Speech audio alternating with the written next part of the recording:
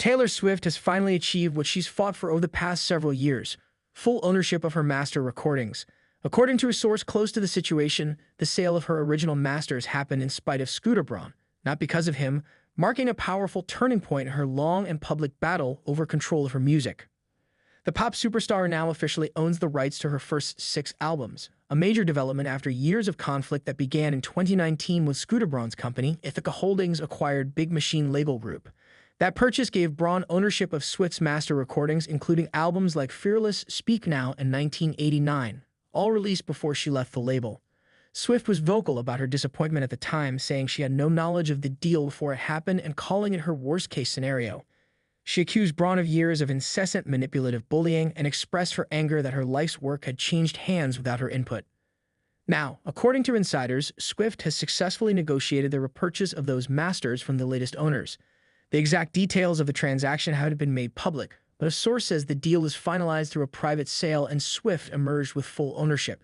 The source also emphasized that Braun played no positive role in this outcome. This happened in spite of Scooter, not because of him, they said. Taylor worked tirelessly behind the scenes to regain control, and she did it without any assistance or goodwill from those who originally took the masters from her. This achievement follows years of strategic work from Swift, who began re-recording her early albums to regain control of her catalog. Starting in 2021, she released Taylor's versions of Fearless, Red, Speak Now, and 1989. Each project carefully re-recorded and repackaged to make the original masters less commercially valuable. Fans supported the re-recordings with massive enthusiasm, often opting to stream and purchase the Taylor's versions instead of the originals. The move was widely praised as a bold and innovative act of artistic ownership. Industry analysts believe Swift's persistent efforts and the success of her re-recorded albums played a big part in shifting the power back in her favor. As demand for the original masters diminished and public pressure grew, the companies involved likely saw less financial upside in holding onto them. Now that she owns her entire catalog, Swift has achieved something few artists at her level ever do: full control over her master recordings, both past and present. It's a rare position in the music business, where record labels often retain those rights indefinitely. For Swift, it's a personal and professional milestone. She has often spoken about the importance of artists owning their work, especially female musicians who are frequently left out of key business decisions in the industry. She also addressed the issue publicly in several speeches and interviews over the years.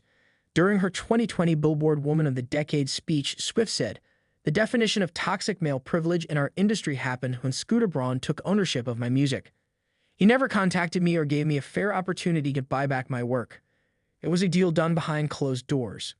With the new deal now finalized, many fans and fellow artists are calling it a moment of justice.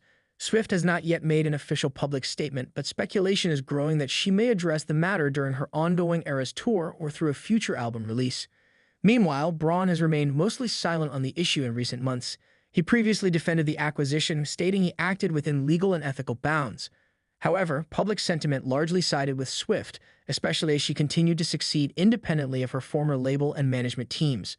Swift's journey to reclaim her masters has been seen as a landmark battle for artists' rights.